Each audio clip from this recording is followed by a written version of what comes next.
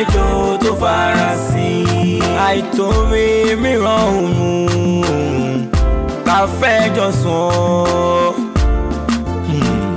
Èrè wo ló wà níbi kébi máa pa ní ẹ̀dákun ká máa pọ́n wọn lá.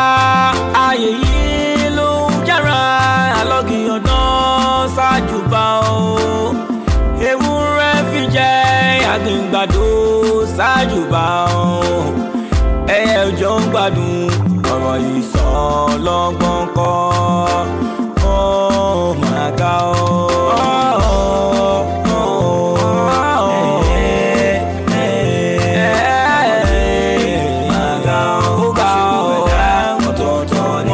Ilé ayé o jara ni kẹlẹ́ náà wà máa ṣe dààmú wa àmìọ́ kí wá lálejò tó farasin. Àìkíyè sára àgbà ló mú àgbà sọ gbódìlé. Èèyàn ṣàlérò tán nílẹ̀ o kó má gbà wín rán sọ́run o. Kọ́nà fi ń bẹ nídìí ọ̀rọ̀ yìí ni ẹja bíra ń wá òwe. Ká máa wòye ìbọn ó sọ lọ́gbọ́n kọ́.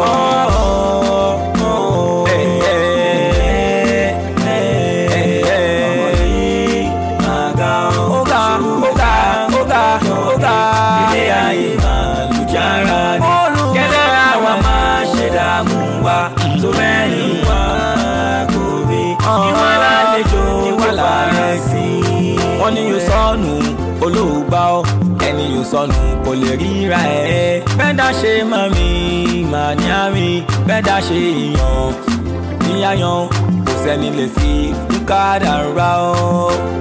Olúwa ni ó ṣe.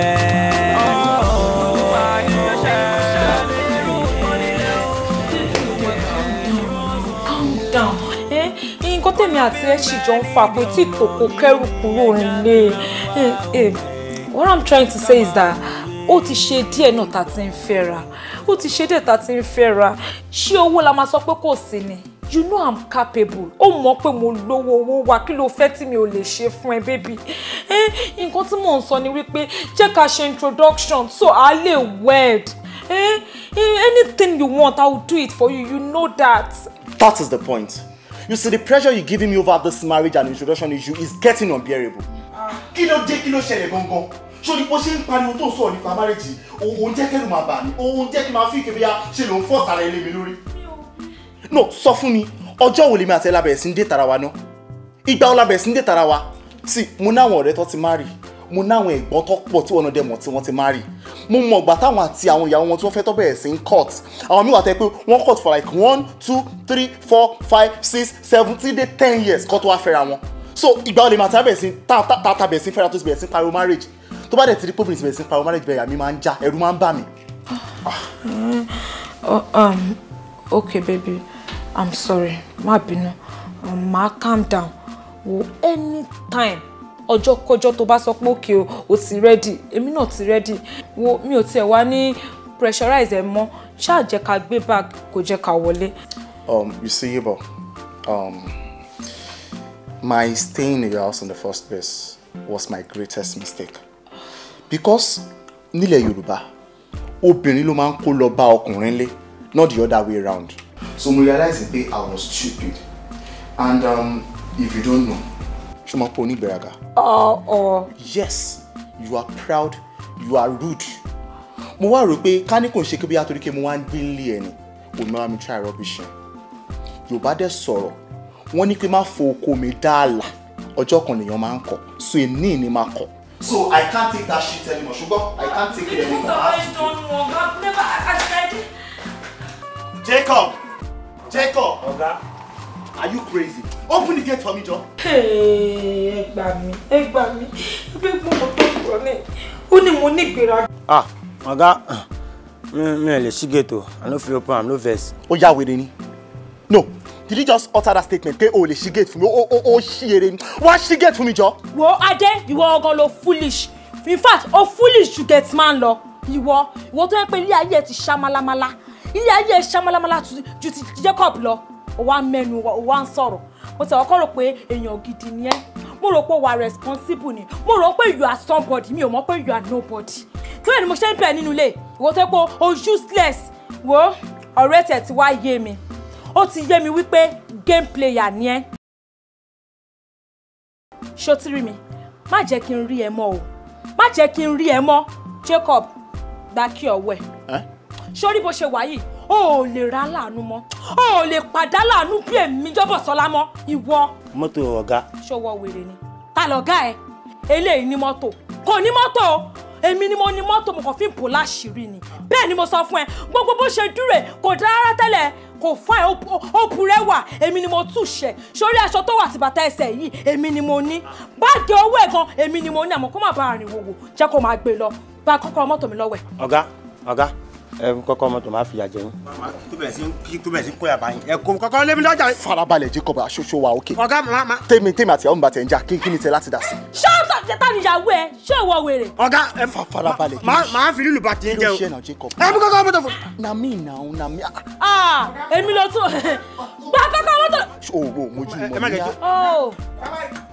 Jacob. a ní misunderstanding. bá mi mú kọ́kọ́ mọ́ máa gbẹ. bàbá yẹn. Jacob na mi I dey give you money. ọ̀gá máa fi lílù bá tiẹ̀ jẹ o. ẹni kọ́ bọ́tà gbẹ́gbẹ́. baby sọ fún náà. Jacob ó dà pé ò ní gbowó oṣù ó ní gbowó oṣù. máa jẹ ilé ṣe ẹ bọ́tà máa jẹ ilé ṣe o. ẹ bẹ bàjẹ́. mo má jẹ́ kí n rí ẹ mọ́ o tó bá rí mi kò sí pé nígbà ọmọ mi rí fíjì ó yá close the gate. ẹ má bínú madam mi mọ̀ pé èlé òní gé àti kò lówó lọ máa fẹsẹ̀ pa ẹ̀dá. I really want us to handle this matter as two matured people with understanding. I have been fighting this issue for a very long time. Ṣùgbọ́n èmi kọ̀ rò pé kí n jẹ́ kó mọ inú mi àti ìdí tí a ṣe lè continue relationship yìí mọ́.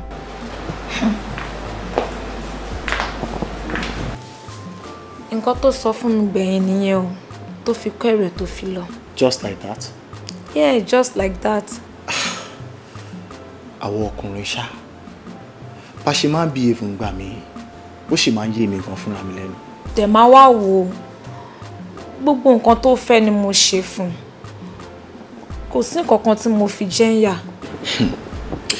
Ṣorí nígbà míì gbogbo nǹkan kan lówó o ṣorí kò ṣe gbogbo ọkùnrin tí obìnrin bá ń fún lówó kọ́ ló túmọ̀ sí pé owó yẹn gangan lọkùnrin yẹn fẹ́. Ìgbà míì wà a máa ń fẹ́ràn kí obìnrin fìfẹ́ hàn sí wa ṣé ìgbà tí wà tẹ fi ń kọ́ tiẹ̀ show in love. mo show love sí in fact èmi gangan ni ìfẹ́ tóun fúnra rẹ̀ ń gbé nínú ẹ̀ mi ò fìfẹ́ jẹ́yà rárá mo rántí mo fìfẹ́ wọ̀n sí dáadáa. Anyway a jẹ́ pé òun appreciate ẹni yẹn àǹkàdé dúpẹ́ pé òun náà tiẹ̀ fumble because tí o bá fumble báwo ló ṣe fẹ́ rìnà pàdé mi and I'm so sure you are mine and you are mine forever. Mo wá ń fàsìkò promise ẹ̀ ń sìn pé I'm gonna love you till the end of time. Oh, promise. Yeah, I cross my heart. I am your last bus stop. Thank you. So the rest assured, right? Thank you. Kí lẹ̀ṣẹ̀ mi wọ Ọlọ́run? Lákọ̀ọ́kọ́ mi ò gbọ́njúmọ́ bàbá tó bí mi lọ́mọ. Ìyá tí mo tún gbọ́njúmọ́ náà kò dúró kò jẹun ọmọ. Àwọn ọkùnrin tún já mi jùlẹ̀ lẹ́yọ kọ̀ọ̀kan. Ìwọ Ọlọ́run, ó dẹ̀ ṣíjú àánú wò mí. Jẹ́ kémi náà bá wọn ládé orí.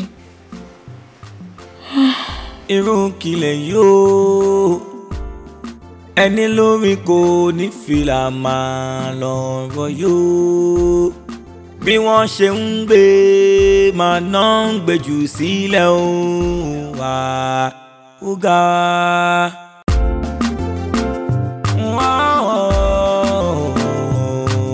Ó mà ga ó.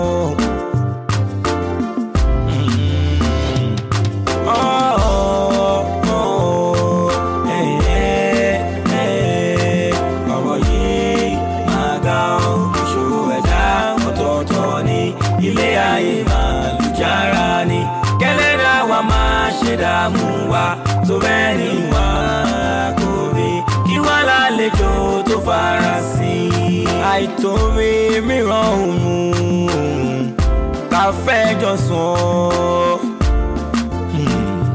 èrè wo ló wà níbi kébi má pa ní ẹ̀dàkùn ká máa pọ́n wọn lá ayò nílò jáde.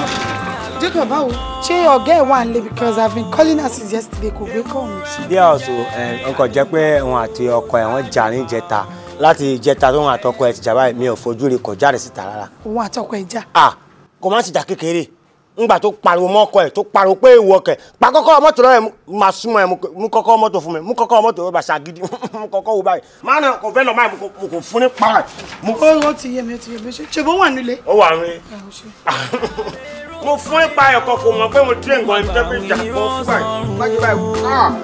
Wọ́n lọ fi ń bẹ ní ìdààmú yìí ni ẹja bíra ń wá òwe ká máa wòye ìbọn ó sọ lọ́gbọ́n kọ́.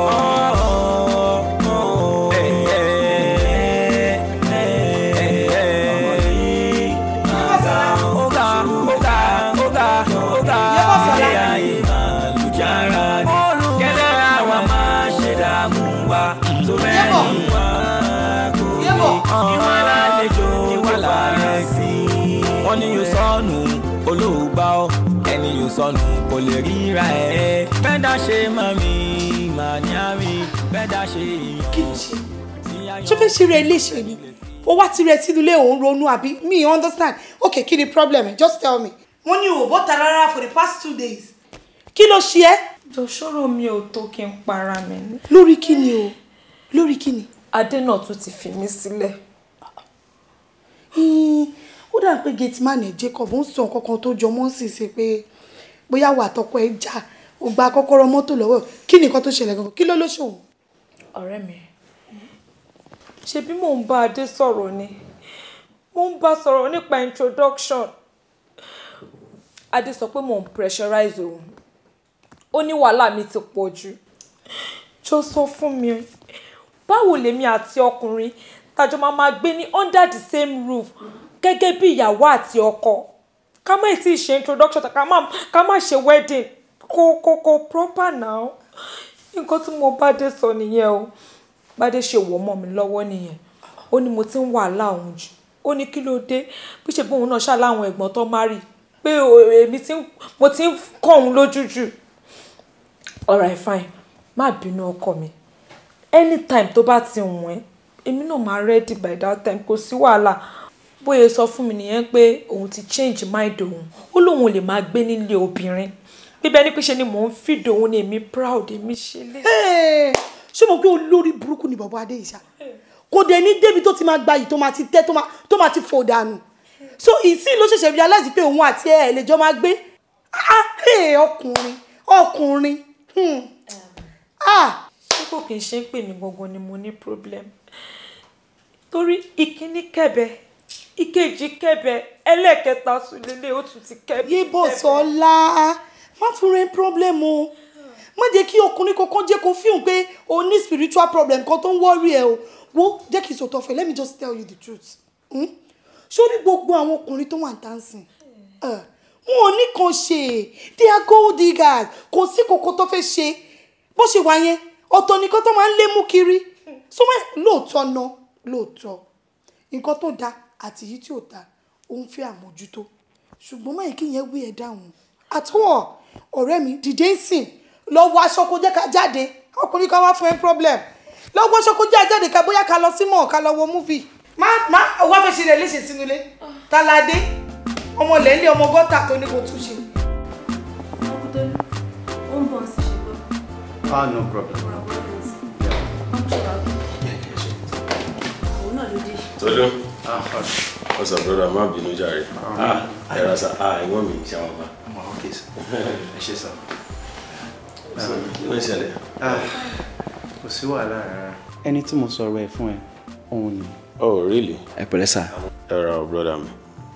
Àwọn ló ní kí n ra mọ́tò fún wọn fẹ́ máa ṣe Uber. Of course. Okay, that's good. Ọ̀rẹ́ mi tímọ́tímọ́ ni. Rotimi Ọlábọ̀dé lórúkọ ẹ̀. Uncle Rotimi ṣe wọ́pọ̀. Bẹ́ẹ̀ ni sir.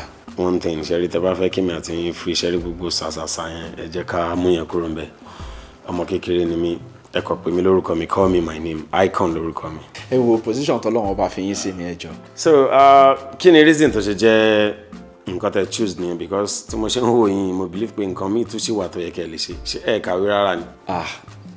I'm a graduate. Really? Yes. Mo ríṣẹ́ ni mo dẹ̀ nígbàgbọ́ pé olè nìkan ló bá ọmọ jẹ́ okay bẹ́ẹ̀ ṣe ń wò mí yìí mo ti wa ọ̀kadà rí mo ti gun kẹ̀kẹ́ márúwá rí mo kàn fi pé kí n step up ní issue Uber ṣe wọlé bẹ́ẹ̀ ni ẹ jọ̀ọ́ torí Ọlọ́run sá tẹ́ bá lè assist me I would appreciate it mi ò kì í ṣe ẹni tó máa fún yín ní problem mi dẹ̀ kì í ṣe ẹni tó máa mess up sá. Anyway ìyẹn ò lè jẹ́ problem but problem tó tún máa wà ń bẹ́ẹ̀ náà nílé èmi máa ṣe gbogbo nǹkan tẹ́ bá ní kí n ṣe máa pe lọ́ọ̀yà mi àti àwọn agreement bẹ́ẹ̀ ṣe máa sanwó mi bó bá ṣe rọ̀ yín lọ́rùn ṣùgbọ́n mi ò fẹ́ fuck up uncle tẹ́ bá fuck up èmi máa gba mọ́tò mi padà lọ́wọ́ yín nǹkan yẹn kan ṣó yẹn ni I don't joke with my money. ẹ wo ẹ má dá lóhùn jàre ṣé ìwé ìwà yín sì is a very nice person no consult tẹ mi dàbí pé business ni ṣe understand ẹ má bínú ṣe é bínú. No wọ́n ní right láti sọ bẹ́ẹ̀ all right èmi ò tiẹ̀ ń ṣe ẹni tẹ́ máa regret no all right ẹ ṣe gan. all right kò sí problem ẹ má worry so máa pè yín tí lọ́ọ̀yà mi bá ti wà lára ó lè jẹ́ ọ̀la ó dẹ̀ lè jẹ́ ọ̀túnla kò sí nǹkan tó ń dé mi dúró ọ̀la yìí tẹ́ jẹ náà nìyẹn because èmi àti ẹ̀jẹ̀ mọ́ra tipẹ́tipẹ́. so kí ni kí n yọ fà yín báyìí. No nothing no. no òun náà lè jẹ no nǹkan tó tiẹ̀ ti ṣe mo appreciate. o gbọ́dọ̀ jẹun pẹ́ èyí tẹ fún wa inú jẹ lọ. kí ló wá lè ṣe kí ló lè ṣẹlẹ̀ báyìí. ẹ̀gbọ́n ó tì mí gasket mọ́tò yìí tì. gasket ṣe máa bọ́ọ̀nù kí ló tó ń sọ̀rọ̀ báyìí náà gasket ṣe máa bọ́ọ̀nù mọ́tò oṣù mélòó kí ni nǹkan tó ṣe mọ́tò oṣù mélòó. ó yẹ mi náà lẹ́nu o wọn láti jẹ́ pé kọ́kọ́ ṣẹlẹ̀ ni. kí ló ṣẹlẹ̀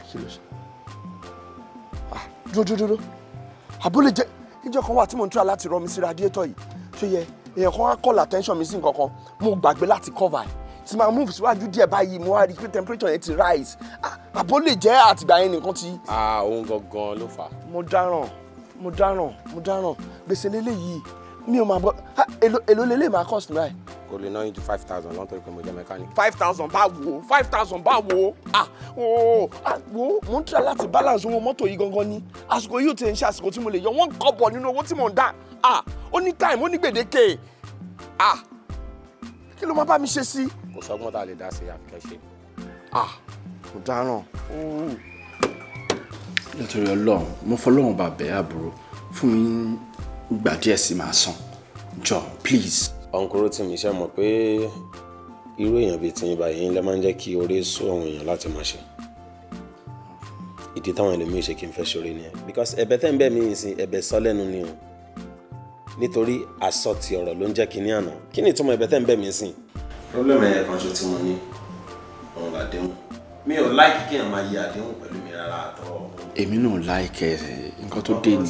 the only thing tí mo lè rí pé mo lè ṣe fún yín ọ̀nkúrò tì mí nítorí tọ́lọ́hún dẹ́ni o ìjọ mẹ́ta ni mo lè fún yín sí Ọlọ́run tí ẹ bá sanwó mi ọ̀nkúrò tì mí mo máa gba mọ́tò mi lọ́wọ́ yín ẹ̀yin náà ṣàmọ̀kẹ́ tọwọ́ bọ̀wé Ọlọ́run ọba ń gbọ́ mo máa gba mọ́tò yẹn lọ́wọ́ yín máa make sure pé gbogbo bí tẹ́ ń wa àwùbá yẹn dé ẹ máa padà máa fẹsẹ̀ rìn dé gbogbo area yẹn ni I don't joke with my money. má ṣe bẹ́ẹ̀ Ọlọ́run mi ò lè rí san lọ́jọ́ mẹ́ta bó tẹ fún mi bí 1 week jẹ́ ọ̀tọ̀rí Ọlọ́run. calm down now. darling please come on má dá sí. ṣùgbọ́n pé bọ́yìn wà báyìí sí báyìí èèyàn wa náà ni wọ́n jẹ́ ká fún wọn bí i like 10 days or 2 weeks. 2 weeks báwo kí ló dé tó ń sọ̀rọ̀ báyìí baby 2 weeks ti pọ̀ jù náà. sori 2 weeks tó sọ yẹn Ọlọ́run mi ò ní mess up. 2 weeks ti pọ̀ jù come on. máa san ó tẹ̀ ṣọ́ jù ni máa san please torí Ọlọ́run bá mi bẹ̀ jọ please I beg you jọ. alright 2 weeks abi. 2 weeks max 2 weeks. mo fẹ́ kẹ́ ẹ mọ̀ pé ọjọ́ kìí pẹ́ kó má dé àfàìmọ́ká o. bẹ́ẹ̀ni. tí 2 weeks bá pé tẹ́ bá tó wá sọ another story níbi ọ̀nkúrò tí mi ẹ̀ ní find ẹ̀ fọ́ ní àtọ́. o ṣe máa sùn. alright 2 weeks no problem ọlá ẹni tẹ́ jẹ́ nìyó. thank you very much darling o ṣe máa sùn. no mo gbọ́ nǹkan kan gbà tẹ́ ń sọ̀rọ̀ ń sìn. má bínú ìyá wa o ṣe mo dúpẹ́ o. you're welcome. ìyá wa ṣe ẹ ṣe gan thank you very much. bóyá get dìde gan at least ẹ rí i pé ìbá ìjókòó yẹn ó ní nǹkan tá à ń ṣe lọ́wọ́ tẹ́lẹ̀. má bínú. ọkùnrin tí mi ẹ take care ọkùnrin tí mi. ó ṣe gan ẹ take care ọkùnrin tí mi ẹ take care. mo appreciate ẹ gan. easy o. thank you very much.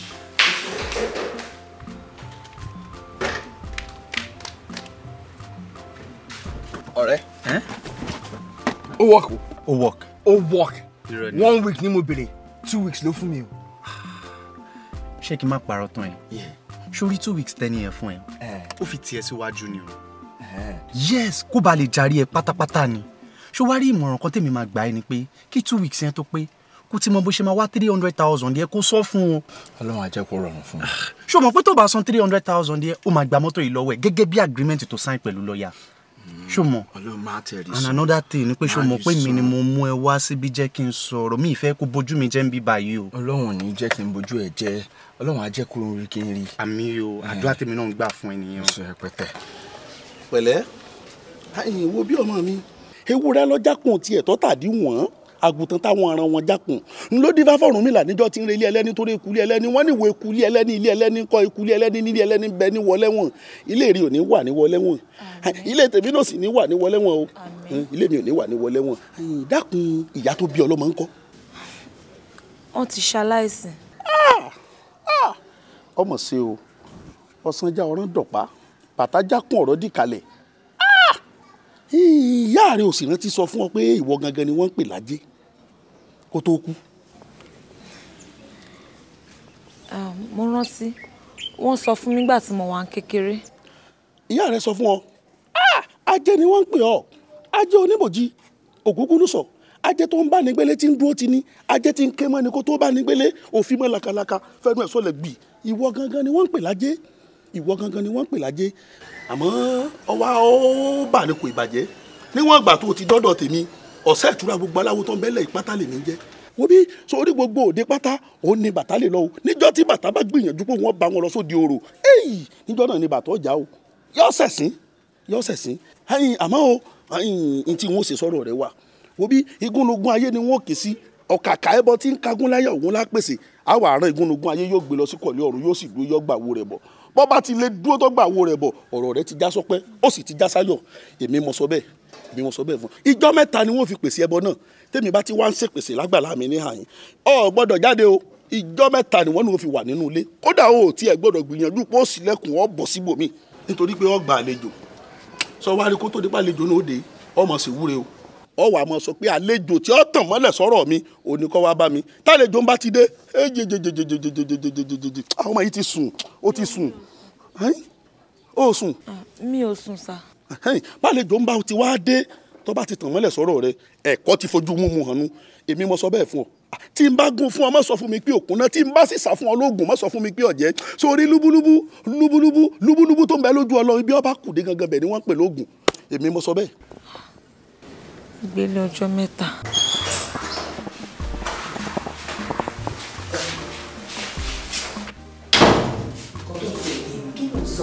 àǹtí mi ẹ mọ̀ pé mi lè máa fi gbogbo ẹnu sọ̀rọ̀ ṣèjú Yobosola nǹkan tálàgbà ní kẹ̀ṣẹ̀ ṣé ẹ ti ṣe. mo ti gbàgbé mo má jẹ́ mo lè pàrọ̀ fún mi ẹ̀ tí ì ṣe. ẹ ti ṣe ẹ dẹ̀ mo gbọ́rọ̀ alàgbà kò ṣeé kó dànù mo kọ́kọ́ fẹ́ pé Yobosola fúnra rẹ̀ jókòó kí n ṣàlàyé irú ọmọ tó jẹ́ fún. irú ọmọ wo ni mo jẹ́. ọmọ ajé nìyẹn alàgbà ń jẹ́ kó máa yé mi wípé ọwọ́ ẹ̀ máa tètè jí sówó ó máa tètè jí sọ́lá ìyẹn tó túmọ̀ wípé láti kékeré báyìí kò sí nǹkan tó bá dáwọ́lé báyìí owó máa máa jáde láti ibẹ̀ ni ibi tó bá wà owó máa máa wá bá ẹ̀ ń bẹ́ẹ̀ gbogbo nǹkan tó bá ti dáwọ́lé báyìí ó máa wà successful.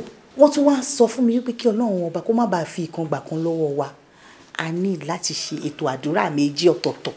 sórí ìkíní tá a bá kọ́kọ́ ṣe a máa lọ ní ìgbélé ọjọ́ méje èyí tó túmọ̀ wípé àdúrà àti àwẹ̀ for 7 days la máa wà ní church ìkíní nìyẹn. àdúrà ètò kejì ìyẹn tó bá ti fẹ́ lọ́kọ la máa ṣe ìdìmọ̀pọ̀ Ọlọ́run alọ́rẹ̀ ẹ̀mí mi dìgbà yẹn ju gbà yẹn gan lọ. àmín o. Ọlọ́run bá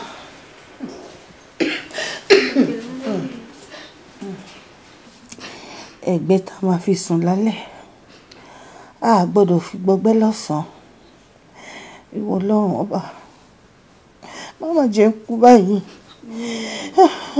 Ẹ má dẹ́rù bà mí jù ọmọ mi. Kò sí nǹkan tó máa ṣe yín. Ọkọ mi, òwe mi náà.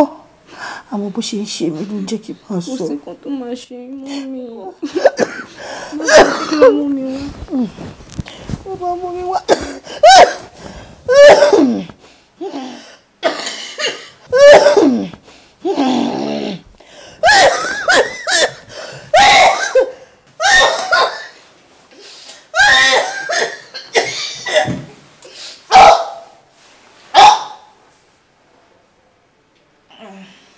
Omi mi ò ní òun á sí ẹja jiná, àmọ́ ìnira ló dé bá omi.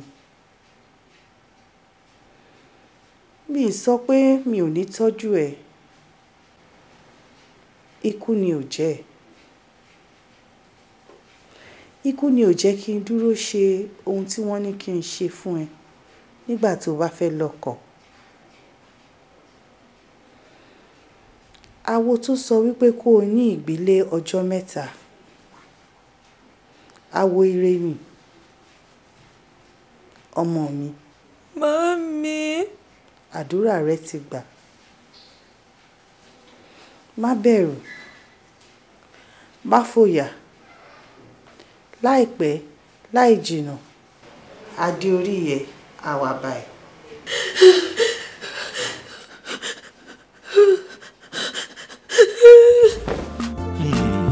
Èrè wo ló wà níbi kébi máa pa ní ẹ̀dágùn ká máa pọ́n.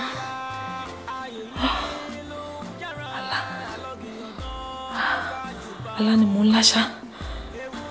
Alejo. Alejo. Wọ́n pe bàbá. Wọ́n ti gbàlejò lóòótọ́. Wọ́n ti gbàlejò.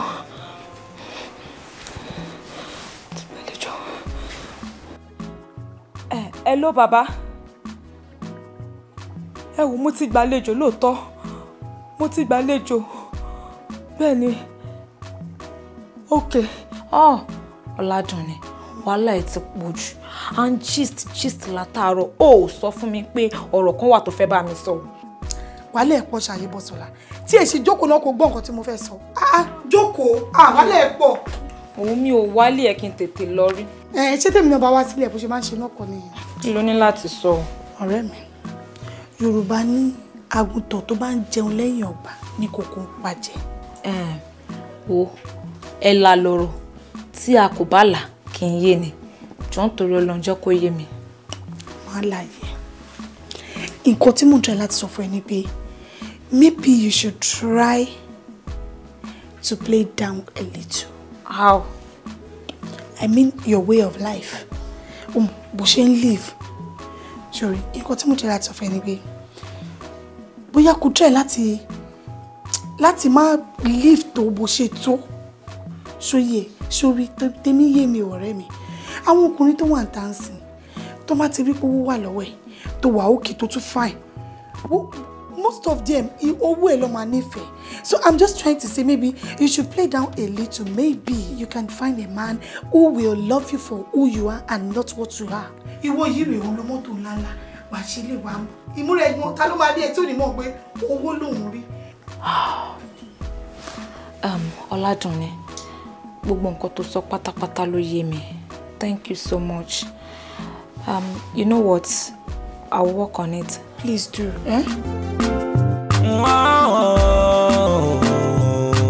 Oh my God.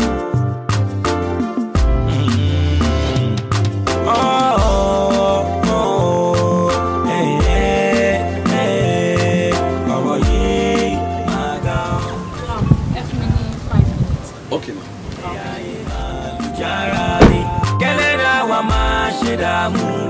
So many kí wá lálejò tó fara sí àìtóbi mìíràn. Ẹ rọra sà. Madam, díẹ̀ ló kù ẹ má bà mí o. Ṣé mi ò kí n fi time ṣeré o, seriously. Mo understand. Ẹ má bínú sí mi. Ẹ wò ó yẹ kí n ti dé látàárọ̀ but traffic. Ẹ mọ̀ bí traffic ló wà ìṣeré. Exactly. I am deeply sorry, sir. That's true. Well, lórí ọjà yín yẹn, issue ta ni price not an issue. But you know, with a big file on you and compared to others, I think yours is preferable and good. So, lórí payment here by Monday, I might get first payment. Oh, thank you so much. When I get the alert, I will make my first delivery. All right. Thank you. Thank you very much. Or I pay mine can drop you off. Oh no, Uber wanta. Uber. Yes. All right. Thank you so much. Yeah. Bye.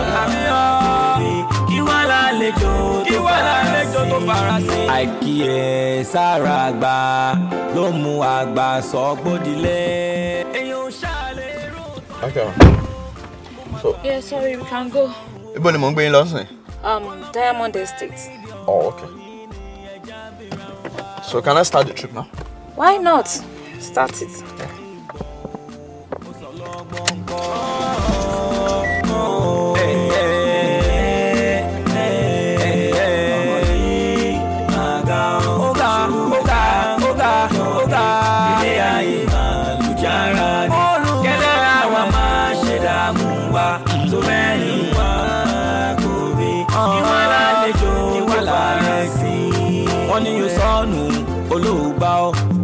Sọnù kò lè ríra ẹ̀ bẹ́ẹ̀dá ṣe mọ̀ mí mà ní àmì bẹ́ẹ̀dá ṣe. Hello Jacob.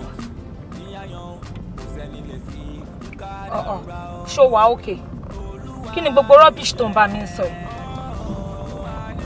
Ṣó o tún mọ pin mi mọ́ ni? 2614. Kò lọ́kẹ̀. Joyce ẹ̀ mo ni mo fún ẹ gangan. Really? Hold on, jẹ́ n wò. Oh my God. Kí ni mo fẹ́ ṣe báyìí o? Okay, you know what? Wọ́n máa lọ́lé, má worry, tí bá dé, máa lọ́lé. All right, then.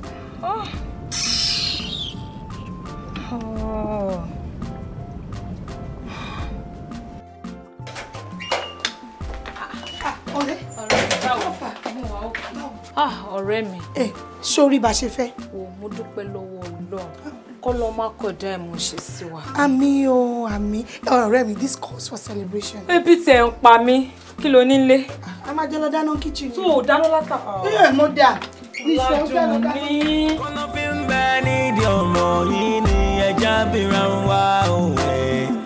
Ká máa wòye ìbọn ó sọ lọ́gbọ́n kọ́. Èló wà lọ́wọ́ mi? 900.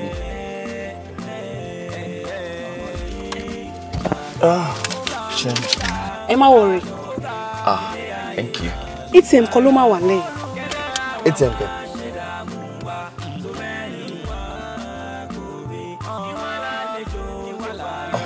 Okay. Ẹ ṣé gan. Thank you.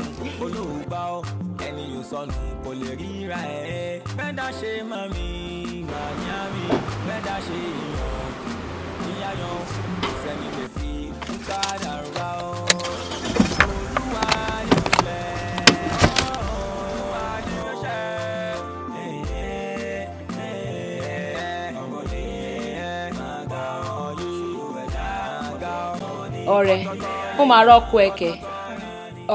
Boyfriend ẹ̀kọ́ náà ṣùbò mi tó máa ń disturb ẹ̀ tó ń lé ẹ kiri lọ́jọ́ kìíní àná.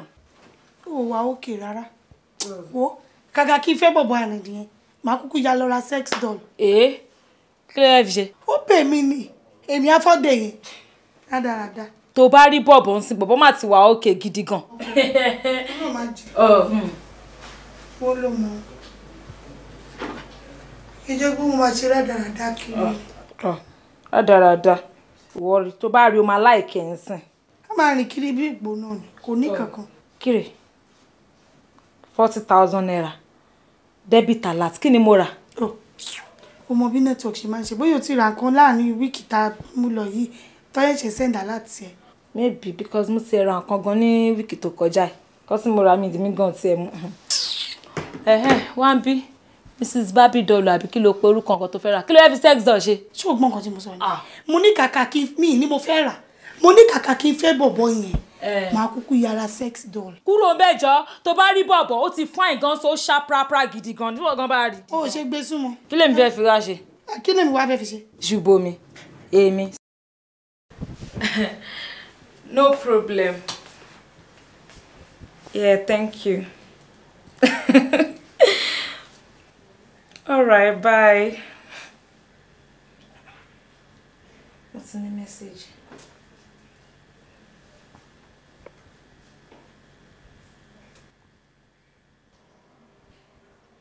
Eh? Kalele. Talusulota. It's me. It's me da. It's me da. Yeah, mo gbé o. Mo gbé. Kí ló ṣẹlẹ̀? Mo gbé. Kí ló ṣẹlẹ̀? Kí ló dé? ATM mo ti sọ ATM nù. ATM. Wọ́n tún ti gbowó nínú àkáǹtì mi, mi ò mẹ́ni tó ń lo ATM wo. Ṣó ti wo báàgì? Kò sí bẹ́ẹ̀. Kò lè kàn ronú sí dáadáa. Ibo ló fi òpó gbàgbé ẹ̀ sí? Uber tó gbé mi last year because mo rántí pé mo yọ ATM mi.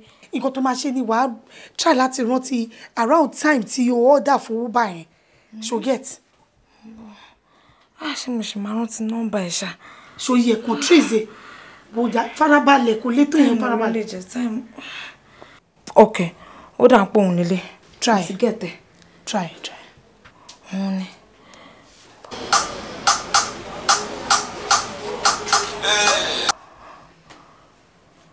What's her ring?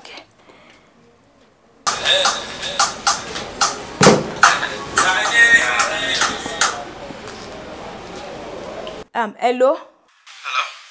Good evening, sir. Ẹ jọ̀ọ́, ṣé Uber driver nìyẹn? Yes. Uber ni, but mo ti close for today. Ẹ jọ̀ọ́, ṣé ẹ bá mi rí ATM mi? Mo wà lára àwọn èrò tẹ́gbẹ́, èmi ni lady pupa báyìí. Mi ò rí ATM kankan. I mean, mo ti gbéyàn púpọ̀ o. Okay, ẹ má bínú, ó dàbọ̀. Ṣé ti bẹ́ẹ̀ rí? Wọ́n láwọn ò rí ATM mi. Kí ni mo fẹ́ ṣe báyìí? Mo gbọ́dọ̀ block number yìí straight. Kò lè. Má stress ara ẹ lórí ẹ̀. Pé báǹkì ẹ̀ kan bẹ́ẹ̀ block ẹ̀. Or better still, tó bá ń pé nọ́mbà tó fi register account ẹ̀ lélẹ̀. Nǹkan tẹ kóòdù sórí ẹ̀ kó fi block ẹ̀ once. No. Mo mú fóònù ẹ̀ kó block ẹ̀. Ìyẹn ò lè, ó yóò yá gbàgbàgbà. I don't think I need to block the ATM. No, that's not the next thing for me to do. Ó mọ̀ kan. Mo fẹ́ mọ ẹni tó wà behind ATM mi. Mo fẹ́ mọ ẹni tó ń fẹ́ ATM mi gbowó. Ṣé o mọ nǹkan tó ń sọ ṣá? Yeah, mo mọ nǹkan tí mò ń sọ. Professionally, nǹkan tí màá advice mi pé kẹ́ block card yín. Eléyìí tẹ́ ní pé fẹ́ mọ ẹni tó wà nídìí ẹ̀. Fine, kò sí wàhálà. Bí mo ṣe fẹ́ nìyẹn. Okay. Ṣùgbọ́n nǹkan tí màá sọ fún yín, àwọn owó tó wà lórí account yẹn, ẹ sún díẹ̀ kúrò ńbẹ̀ so kò ní pa yín lára. And wait till you receive alert immediately kẹ́ máa send ẹ̀ sí wa ká máa ṣiṣẹ́ lé lórí. Ẹ̀yin ò tiẹ̀ ń ṣe problem. Ṣé tá láti bá ti wọlé báyìí? Mama fúnra ara mi ni mama send ẹ̀ sí. Good. Alright, ṣé good. Ó sùn pé o fẹ́ block káàdì yìí. Mi ò fẹ́ block ẹ̀. In fact, mi ò ní block ẹ̀. Because I really need to know the person behind it. Yes. Okay, fine. Ṣé dẹ̀? Báwo ṣe bẹ́ẹ̀? Mo appreciate it. Ṣé gan? Thank you very much. Yeah. Ẹ ti ẹ̀ dúró náà. Ṣé n tó létí ẹ̀ ni ó kì í gbà láti ni? Kò dẹ̀ rú pé wíwá kò lọ block ẹ̀. Àbáwọn tó gọ̀ọ́sì pọ̀ ń lu yìí báyìí. Anyway, àròtẹ̀. Rótìmí orí Ọlọ́run ni. Bàkánà. Wá jẹ́ lọ́wọ́ ẹ̀. So, detective, face wo gangan la wà báyìí because ẹni tó di ATM yìí mú, ó ná owó yẹn yàfùnyàfùn ni. So far so good. Àti mọ̀ bí tó máa ń jẹ́ sí. And there is one particular VIP bar tó máa ń wà. A kò tí ní àǹfààní láti rí ni. Why? Báwo lẹ ṣe mọ̀ bí tó máa ń jẹ́ sí? Ẹ̀ẹ́dẹ̀ tí rí. Alátẹ̀n receipt ẹ̀ máa ń send sí wa. Ó máa wà very late. Ká tó ní ká move ká tó débi tó ti gbowó, ó máa ti kúrò ńbẹ̀. That's why. Oh. Mo dẹ̀ ní suggestion kan.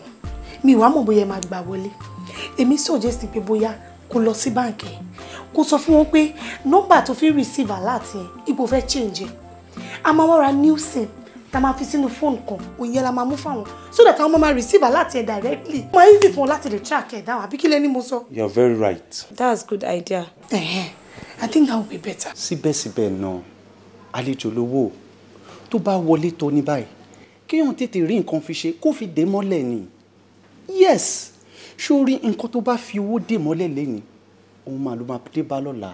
pàdí mi mo gbọ́ tiẹ̀ bọ́ mo fẹ́ kó yé wọ́n náà wípé owó téèyàn fi ń kọ́lé kò ń ṣe owó téèyàn ń dá pamọ́ bí àjọ kò possible ọlọ́run ọba ló ń kọ́lé fẹ́ dà tó bá tásìkò àti iṣu ìdí àlà gbà bẹ́ẹ̀ sórí owó ilé ìtorí tí mo ná yìí owó kéékèèké ni. kékeré ni ẹ. change ni gbà bẹ́ẹ̀. anyway mo understand ẹ ìwọ kọ́ ni kò try àti understand tèmi ṣòro owó tó ń pè ní kékeré yìí tó bá fi dé nǹkan mọ́lẹ̀ wàá máa bá lọ́jọ́ iwájú. mo ti gbọ́ special adviser ó ti yé mi mo ti ẹ̀ kó jẹ́ ká mú bọ̀bọ̀ yìí. mo àlọ́ bá lọ àbọ̀ tó bá wà dé ṣóhun malẹ̀ sàn bọ́lọ̀ ń ṣe kọ́ lórí. Rotimi Olabode orúkọ guy náà. Okay. And he's an ex-student of Unilag. Okay. Ó dẹ̀ ń gbé ní 93 Forsyth Street, Láfíàjì. Okay. He's very single. Òun dẹ̀ ní Mastercard ń wà lọ́wọ́ ẹ̀. So àwọn mi kẹ́ fún mi permission kí arrest ẹ̀. No. Just let him be. Yeah. If I wanted him arrested, I would have done that for a very long time. Yeah, nǹkan tí mo fẹ́ mọ̀ ni mo ti mọ̀ yẹn. Okay, if you say so. Okay. Nice working with you. Oh no, thank you so much. Mama, forward balancing. Okay. Have a nice day. All right. Bye. Yeah, thanks. Yeah, bye. Rotimi Olabode. Dẹ̀ dá mi lóhùn náà. Tẹ́ bá mọ̀ pé ẹ wá mọ́ ẹ jẹ́ kí n mọ̀. So má lè order fanada Uber. Mi ò like ẹ sí ń pẹ́ jù o. Hello there. Yeah, hi. How are you? Mo wà okay. Ṣé kò sí? Mo ń dúró de Uber tó fẹ́ gbé mi ni. Tó bá mind èmi lè drop ẹ àti pé side ibo ló ń lọ. Mo ń lọ sí around gbogbo yẹn. Mo lè drop ẹ tó bá mind. Okay. Baby, I feel very, very free láti gba any other thing tó bá wù yín. Because bí mo ṣe wà yìí, honestly speaking, mi ní parọ́ fún ẹ. Kò sí nǹkan tí mi ò lè ṣe fún Sudi. Yeah, so feel free. Tó bá yẹ pé tó ní pé ká mú nǹkan tó bá ń wà ní àìtí ṣe fàájì kankan gbà yẹn ṣe jẹ́ kó kó ọtí kankan wọlé. Ṣé kò ready? Ó lọ náà ṣe kó gbé pósí wọlé ni. Èwo ni pósí? Òun pósí. Ẹ ṣe wà ní òun ló ń dé yìí.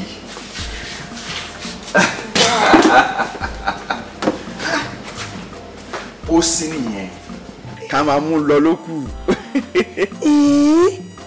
But ẹ má bínú àwọn mẹ́ta ò lè máa dúró tí ìtàn náà.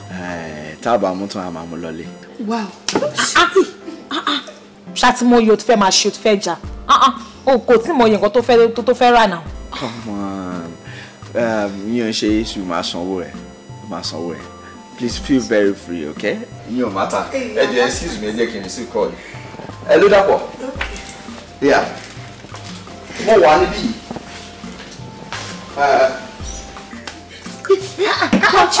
Kí ló ṣẹlẹ̀? Pẹ̀lẹ́, ṣó ti gbàgbé pé owó mi ló ń ná ni? Owó mi ló ń ná wọn. Ṣó fẹ́ dá mi ní gbèsè ni wọ́n mọ̀ yìí? Mi láìpẹ́ máa ṣe. Ikú ẹ̀ náà ni mo ń kọ́. Ṣé òun mọ̀ kí tí mi bá ṣe bí mo ṣe ṣe, ó máa suspect wa ni? Àti pé kí la ti mú. Ọtí yìí sì kò kódà nǹkan táwa fúnra wa lè sanwó ẹ̀ lọ́nà. Nǹkan tá lè sanwó ẹ̀ ṣé bí pósí ni tó ní kó máa gbé pósí wọlé ṣé bí pósí kà ó tó tẹ̀ ní bíbá yìí. Eléyìí kọ́ ni mò ń sọ. Eléyìí ni mò ń sọ. Ṣé èmi náà fẹ́ ṣí ni? Ọ̀rẹ́ máa bẹ tó bá kò sí ló ṣe máa jẹ́ yìí. Ibo ti rà kí ló ṣẹlẹ̀? ó jẹ́ kí n ṣe nǹkan tí mo fẹ́ ṣe ó kàn pé mi kí n má bọ̀ kí ló dé kí ló ṣẹlẹ̀. Rótìmí tún ti pa mí Rótìmí tún ti lọ gbowó nínú àkáǹtì mi wo nǹkan bíi 40 something minutes ago ni mo rí alert. Alert again. Tó bá ti ẹ̀já láti again ní ìbádá eléyìí loud. Èló gangan ni. 155,000 naira ni Rótìmí tún gbanú àkáǹtì mi. Ó lọ lo POS mi mọ́bí tó ti lo POS ó tún ti gba 155,000. 155,000 naira. Ó tún ti gba 155,000 bẹ́ẹ̀ ló máa pa ní. Owó yóò láàánú rárá o 155,000 naira. Ṣé mo pé wọ́n lè fẹ́ ọgbọ́n kínní torí mo wọ́n ọ̀nà mo sọ fún ẹ olóhùn ní dandandandan fẹ́ mẹ́ni tó jí káàdì ẹ̀ ó dé tí mẹ́ni tó jí káàdì ẹ̀ nìyẹn they block card ó refuse láti block kí ló ń ṣe ẹ̀ náà bọ́bọ́ yìí ọlọ́mọ ẹ̀ kí bọ́bọ́ yìí kó bẹ́ẹ̀ o. Who is come in. Hey. Hello, pretty. Ṣé wàá pa. Hi, darling. How are you? August visitor la nílé. Ó tiẹ̀ sọ fún mi pé òun bọ̀ Rótìmí. Yeah, Monique, surprise you. And I also got a gift for you. Yeah. This is for you, darling. Wow, this is so nice. Oh, like any? No, kò tẹ́ mo wà òkè mo kàn rò pé owó tó fi ra ti pọ̀ jù náà ni. Nice gan but Rótìmí thank you so much. Yeah. Agoni o designer. Nǹkan tó ń ṣe mí ni pé kò mọ yàrá ẹ, ó mọ yàrá ẹ. Ó mọ kò sí nǹkan náà láyé yìí tí mi ò lè ṣe fún ẹ. Trust me, Ọlọ́run, mo lè ṣe. Má jẹ́ kí n sọ̀rọ̀. I love you so much. Like ṣé mọ nǹkan tó ṣẹlẹ̀. Ṣé rí bó ṣe wà yẹn. Tó bá ti rí nǹkan tó dùn mọ́ nú báyìí. Ó máa wò bọ̀ bí orí ẹran ni. Ó love Ẹ̀yà ọ̀rẹ́ mi wò. Oya, wọ́wọ́. Mọ̀kọ́ tó ṣẹlẹ̀ ọkùnrin tí mi. Ṣẹ́rí bó ṣe wà yẹn sìn. Yàtọ̀ sí aago tó wọ́n gidigidi tẹ́tẹ̀tẹ̀ bá ara yìí sìn. Àti tọwọ́ ẹ̀, ó tún lẹ́yọ kan nulẹ̀. So bẹ́ẹ̀ ṣe lè wá fún. Èmi lè gba tọwọ́ ẹ̀, ó kí n mú ti nulẹ̀. Inú ẹ̀ dùn gan ni o. O kó gbogbo èyí tó bá fẹ́ kó nulẹ̀, màá replace gbogbo wristwatch. Wow. Thank you, baby. That's why I love you. Ọ̀rẹ́ mi wọ́n sọ́wọ́. Àmọ́ ilé jẹ́ kí n tẹ̀ sí lélẹ̀ fọ́tí. Sister Oladimi. Ẹjọ́ báwo náà ṣe jẹ́ sí Yobosola? Ọkọ àfẹ́sọ́nà ni wọ́n. Okay. Nice meeting you, sir. My pleasure, sir. But kí ló dé? Nǹkan tó ń ṣe wọ́n yẹn ti wọ̀ wọ́n lára gidi gan. Ó dẹ̀ ti pẹ́jù kẹ́ tó gbé wọn wá. Kidney failure ni wọ́n ní. Kidney? Yes, sir.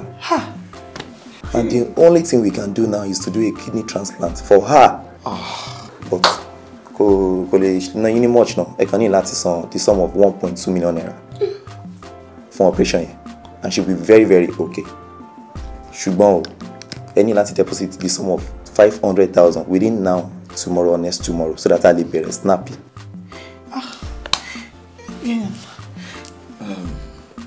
Okay, doctor. Excuse me, Joe.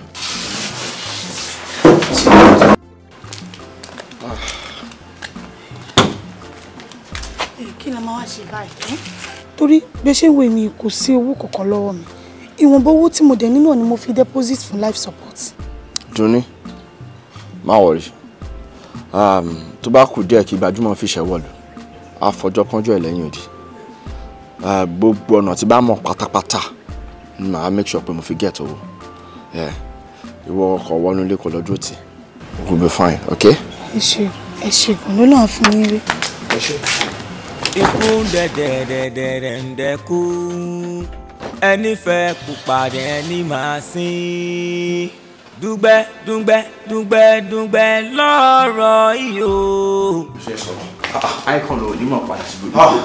Bó ṣe ń lù la máa dún. Gbogbo ibi tó ti gba ìdè pátápátá wò ní tẹ́ńbẹ̀. Bó ṣe ń dùn fún ẹ tó ń dán fún ẹ kò ní fìgbà bá kan burú. Jọ torí Ọlọ́run ṣọmọ yìí pé ọ̀rọ̀ mọ́tò tó wà láàrin mi àti mo ti sún àti sọ́ọ̀tì yẹn. Ṣé mo dẹ̀ tún pè yín lẹ́yìn ìgbà pé mo ní ìdòwò? Ó wò pè mí. Ok, ṣé kí n ra mọ́tò mi fún yín again? Ìyẹn kan mo bá wá. Kí wá ní nǹkan tẹ́ bá because àdúrà tẹ́ fi bẹ̀rẹ̀ yẹn ti gùn jù. Mo necessary kí n ṣàdúrà fún ẹ ní. Àdúrà yẹn ó ti gùn jù. Mo dẹ̀ sọ fún yín pé mo níbi tí mò ń lọ. Ṣòro èyí tí mo bá wá ń sìn it's between life and death. Wáyé tuntun ajọ́dọ̀ mi lẹ̀ tún máa wá fún yín. Ìwọ lọ́lọ́run ni kò máa ṣàánú mi kò dẹ̀ ní sú ẹ ṣàánú mi Icon jọ torí Ọlọ́run ṣòro ìyàwó tí mo fẹ́ sílé ìyàwó mi gangan òun ló ń ṣàìsàn mo dẹ̀ need almost 1 million naira láti fi tọ́jú ẹ̀ but mi wà ní kókó owó yẹn fún mi ṣó ti understand nsìn ṣó ní mọ́tò yẹn gangan mo ready láti gbé lẹ̀ sọ́dọ̀ ẹ̀ ṣó ti bá gbé mọ́tò yẹn lẹ̀ sọ́dọ̀ ẹ̀ láàrin 6 months màá ti sanwó yẹn tán fún ẹ yẹ mo lè wá gbé mọ́tò yẹn padà ṣùgbọ́n tí ì bá sanwó yẹn tán má gbé mọ́tò yẹn lẹ̀ fún mi kó bàa lè mọ̀ pé mo ṣọ́ nǹkan tí mo ń sọ ni. ẹ tí wàá máa padà san yẹn díẹ̀díẹ̀ náà lọ àbí. but díẹ̀díẹ̀ tọ̀tọ̀ ilé kò ní èrè inú rárá. kò ní má jẹ́ kó èrè wa ń bẹ ọ̀rọ̀ àìsàn lélẹ́yìí ọlọ́run ní fàìsàn ṣe é. ọ̀nkúrò tèmi mi mọ̀ bóyá ẹ máa ń gbọ́ orin Barrister dáadáa kan tó kù. àmọ́ máa ń gbọ́ mo gbọ́ Fuji Garbage dáadáa àti reality. ṣé ẹ rántí orin Barrister kan tó sọ pé òní ò gbé bùkátà wá ọ̀rẹ́ mò ń gbọ́ bùkátà ẹ ọ̀la ò gbé bùkátà wá àwé mò ń gbọ́ bùkátà ẹ tó bá di ní ọjọ́ kan o fámìlì mi ò jẹ́ lówó ọ̀nkúrò tèmi ẹbí mi ò jẹ́ yín lówó rárá mi mọ̀ yín rí o ọ̀nkúrò tèmi ẹ ti ń mọ̀rọ̀ yìí à ń ṣe fámìlì o. mo appreciate. ẹ sàṣẹ rẹ rí ọ̀rọ̀ lu iṣẹ́ tí nǹkan kan bá ń ṣe anybody tó bá ń gbé káàkiri kó má gbé lọ sọ́dọ̀ àwọn ẹlòmíì o kálukú ní nǹkan tó ń rán nu brain ẹ̀ hàn. kí ló dé pé tí any problem bá ti dé bá yín ọ̀dọ̀ mi lẹ́kọ̀ọ́ máa wọ̀ wá straight kí ló ṣẹlẹ̀ ẹ sàṣẹ rí ọ̀rọ̀ lu yẹn nìkan rẹ nìkan bínú sí o nǹkan tó ń ju èmi gan lábẹ́ aṣọ lọ́wọ́lọ́wọ́ báyìí tí n bá ṣì yàn yẹn máa ya ni kí ló dé kálukú ló ní tiẹ̀ lára náà ẹ jọ tó dé Ọlọ́run tẹ́ bá ní any problem ẹ má wá sọ́dọ̀ mi mọ́ please ẹ jọ especially irú àsìkò tẹ́ wá yìí àsìkò tí ò dá ni. má bínú torí Ọlọ́run ó ti yé mi ọ̀rọ̀ lu yìí ni Ọlọ́run ayọ̀ gbogbo wa ń bẹ. please leave please. má bínú torí Ọlọ́run. ọ̀nkúrò tì mí máa bà ojú yín jẹ́ máa rún ojú yín ẹ máa lọ. ó dẹ̀ kí n ṣe báyìí o Ọlọ́run ó kì í ṣe báyìí. jí kí ló tó ń sọ báyìí náà ọjí jọ ọjí má ṣe báyìí wo mọ́tò yìí dáadáa kò sí nǹkan tó ṣe first body ni alọ́ gbogbo ẹ̀ ló pé síbẹ̀ náà wo ìyàwó tí mo fẹ́ fẹ́ gangan ẹni tí mo fẹ́ fẹ́ gangan òun ló sick náà mi ìdẹ̀fẹ́ kó kú nítorí ẹ̀ mo ṣe fẹ́ ta mọ́tò yìí mo fọlọ́run bá bẹ́ẹ̀ bá mi gbọ́n wọn sí ó dà ṣe ní 1.7 ṣé 1.7 ó ní regret kó ra mọ́tò yìí o torí ẹ̀ mo ṣe fẹ́ ta fẹ́yàn mi mọ̀ ṣó yẹ ìyàwó mi ló ní problem ṣàánú mi náà ọjí jọ torí Ọlọ́run jọ. èèyàn mi 1.2 million ni mo ní lọ́wọ́ in fact 1 million gẹ́gẹ́rẹ́ ló wà lọ́wọ́ mi 200,000 orí ẹ̀ gangan ó di after 1 month kí n tó lè rí fún ẹ. ọjí náà láti 1.4 ọdún tún dé 1.2 kí ló tó ń ṣe báyìí náà. wẹ́ iye tí mo ní nìyẹn tó bá dẹ̀ fẹ́ ta Ọlọ́run á jẹ́ kó rí tàǹbò mi o. ó dà 1 million yẹn kọ́. tó bá ti yẹ ká lọ bank náà kí n fún ẹ cash. gba kọ́kọ́rọ́ dé. rárá o tábàjọ dé bank tèmi fún ẹ cash ìwọ́dẹ̀ máa ṣèwé fún èmi màá dẹ̀ ṣe kí ni wàá dẹ̀ fún mi kì àdẹ̀jọ́ máa ṣe. jà lọ má change mind ẹ̀ wọlé jà tètè lọ.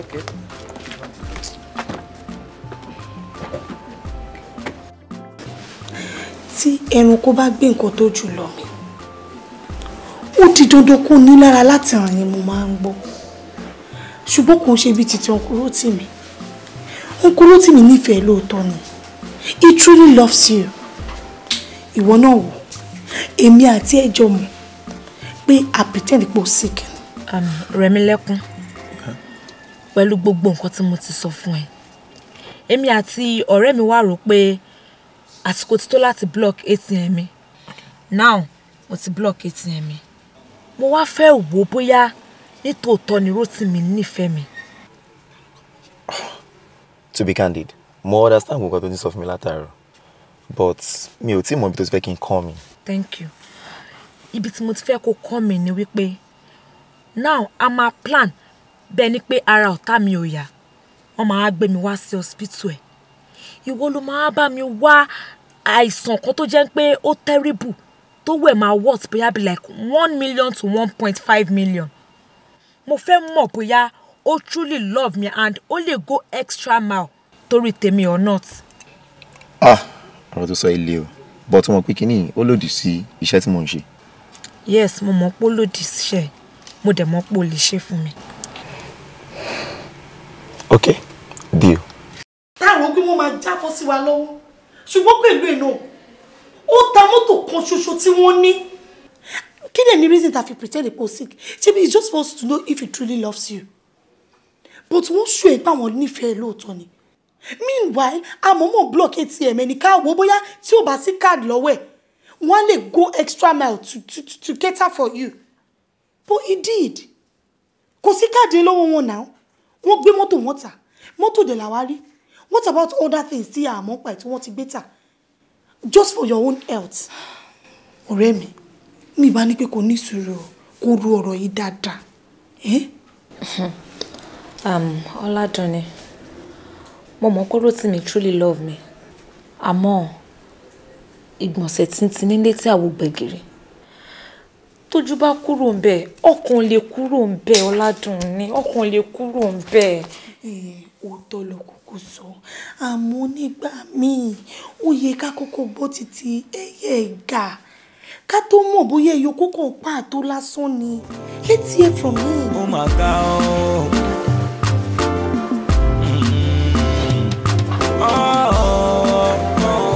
Gbogbo ṣe ń gba owó yẹn pátápátá. Sórí.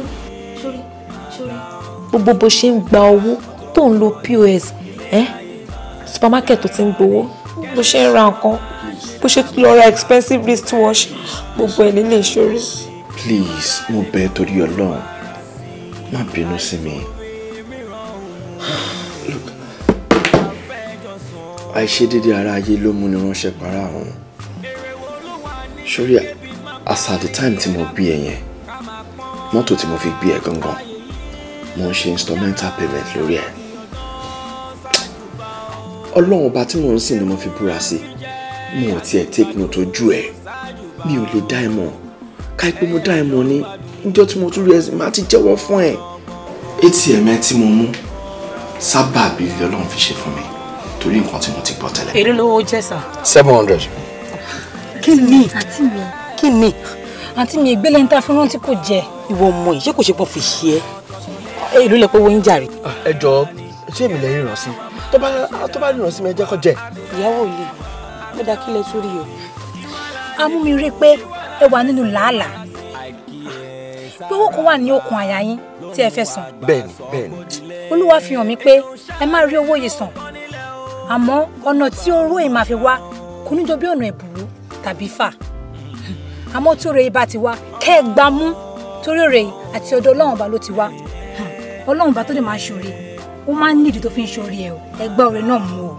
Ó dẹ̀ ní nǹkan tí Ọlọ́run fẹ́ fi ṣe nílé ayé yín. Uncle, láfikún, ṣé rí bẹ́ẹ̀ ṣe ń wo yìí, orí ẹ̀ ò kí ń balẹ̀ kó má yí nǹkan. Ọ̀rọ̀ tó bá yín sọ, ó gbé tàkẹ́ gbọ́. Èló lẹ pé owó yín? 700. Ẹ gbà sẹ́wọ̀n. Ẹ fowó dẹ̀. Irọ́. Ẹ fowó dẹ̀. Ṣé bá wọ́n rìn tí mí? Èrè wo ló wà níbi kébi máa pa ní ẹ̀dàgùn ká máa pọ́n wọn lá. Ayé yìí ló ń jára lọ́dún náà. Tí mi ò bá sọ owó yẹn ní ọ̀sẹ̀ yẹn, wọ́n máa gba mọ́tò yẹn lọ́wọ́ mi. Mi ò dẹ̀ ní any other means. Mo kàwé, mi ò ríṣẹ́, òun ló jẹ́ kí n di cabman. Mi ò ní any other means. Wọ́n á fẹ́ kó dáríjì mi torí Ọlọ́run. Wọ́n lá pé mi ò mọ̀ mi bá jẹ́wọ́ fún ẹ̀ka ìpè mọ́ ọ̀pọ̀ wọ̀nyí. Wọ́n lá pé nǹkan tí mo ti gbọ́ tẹ́lẹ̀ ló jẹ́ kí n ṣe bẹ́ẹ̀. Mi ò kí n ṣe irú èèyàn bẹ́ẹ̀. I'm a practicing Muslim. Please, I beg you in the name of God. Please forgive me and I want you to believe me. Wallahi, I truly love you. Ẹni tó bá fẹ́ wẹ̀ nínú odò láwẹ̀ mọ́ kì í fìwò wẹ̀ pamọ́ fún odò. Sọ wá rí gẹ́gẹ́ bí nǹkan tí mò ń sọ fún ọ bọ̀. Má gbàgbé o, kókó báyìí láàárọ̀ fàdí tí o. Gbogbo nǹkan tí mo ti sọ fún ọ. Ẹnikẹ́ni tó bá mọ isín jẹ, ọ gbọ́dọ̀ mọ pé ojú rẹ̀ yọ ni. Sọ̀rọ̀ ẹni tó bá mẹ́mu tí ó bá fẹ́ lójú tọ̀hún lọ́sọ tí ló fò. Gbàgbọ́ ọkọ rẹ ọ̀nà tí ó gbà wá ọ̀nà yẹmọyẹmọ ni. Ó ṣeéṣe kọjọ́ náà rédèrèdè. Inú ẹ̀gbin lọ́la ń gbé. Ṣé wọ́n mọ̀ pé ẹni tí ó bá farayọ láwọn tọ̀wọ́n kọ̀ọ̀kan farayẹ gbin ni. Ìdí nu tí mo sọ pé kókó làárọ̀ fàdí tí. Bẹ́ẹ̀yàn bá dẹ pàkúté tó tọ̀hún òfin yẹ̀pẹ̀ bò. Ọkọ mi ẹranko lọ́gbọ́n ni o. Tó ti gbọ́ kan tí mo sọ fún ọ, o gbọ́dọ̀ ṣọ́ra sí ni bó bá ti wá tásìkò tàbí orí rẹ tí ó fi ara hàn. Àwọn tó láyé wọn sí olójú wọn jẹ kó rí náà rí. Àwọn ìyá mi àjẹ́ ajémọ̀jẹ̀ nǹkan tó léegun àwọn ẹyẹ sápò yorùbá àrò ní mẹ̀gàlẹ̀ sápò lóògùn. Àwọn afíjú ẹyẹ tí ń jẹ nígbà gboko gbólógbé ẹyẹ jẹ fún ọmọ ènìyàn mọ́ bí wọ́n ṣàtìlẹ́yìn fún. Tó ti gbọ́ inú ẹ̀gbin lọ́la ń gbé mọ́ gbàgbé.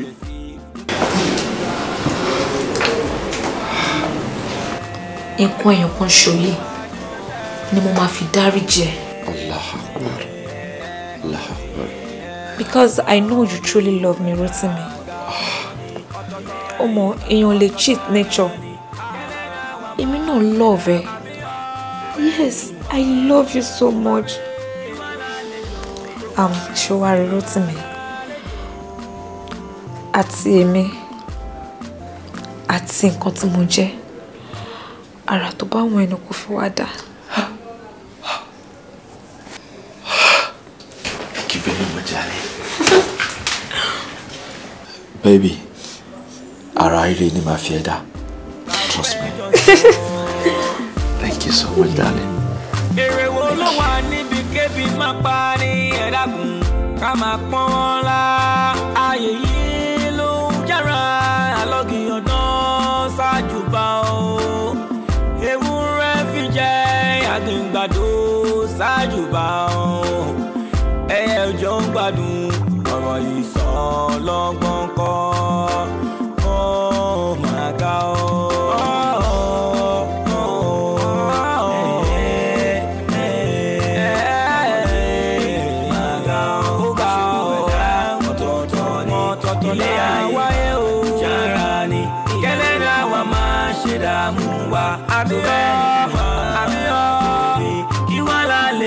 Kí wá lálejò tó farasin. Àìkíyèsára gbà ló mú.